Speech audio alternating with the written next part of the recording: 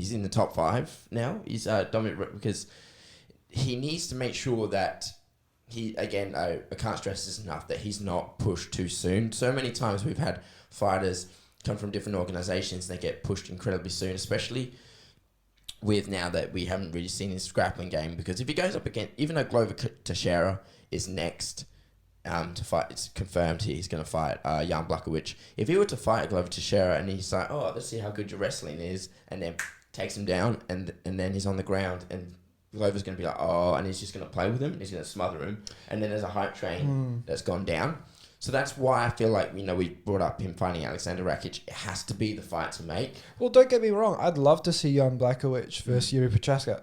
That's a sick fight. Yeah. That's a really cool Czech fight. Republic Rage versus Polish Power. Exactly, and I'd love to see that fight. I know Jan called him out, but he then did a second tweet saying, by the way, I'm just being humorous, I'm joking. Right. I've promised to fight Glover. Of course I'm going to fight Glover. But in the meantime, Jiří can fight someone in the meantime, and then he gets a 3-fight win streak. He's already currently in the top 5.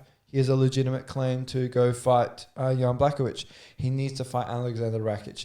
And I don't know who I'd take in that fight, because Rakic is incredibly explosive on the feet as well, particularly his leg kicks. Mm-hmm. And those brutal leg kicks could really interfere with Jiří's kind of dynamic and explosive movement, where he jumps forwards with flying knees and Superman punches. And it could really be damaging to the kind of not so efficient jumping around dynamic style of Jiří.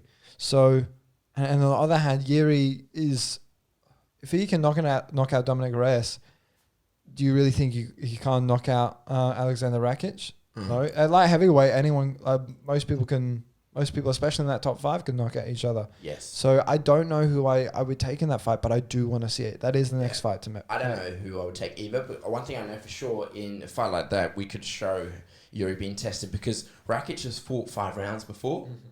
He's gone to the end of those 5 rounds. Jiří's not he's someone he doesn't want to stay. I think he said in post-fight interview, he doesn't want to go to the rounds. He just wants to get in there and get it finished, which is important.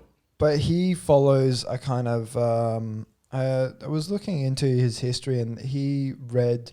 what is it called? Is it the 5 Rings book? And it's like Moriarty Musashi, the Book of 5 Rings. Yeah. Yeah. And he talks along the lines of Bushido, and the art of being almost like a samurai, a warrior, and he's really after mastery. And he says being in there for a long period of time, that's not mastery. Getting in and out, in the shortest period of time, that's mastery. And I can totally understand that. However, there are questions. If they have not been answered and you haven't been there in the UFC going into the 5 rounds, there will always be questions of whether or not your particularly explosive style is going to be efficient enough to last in those 4th and 5th rounds, right?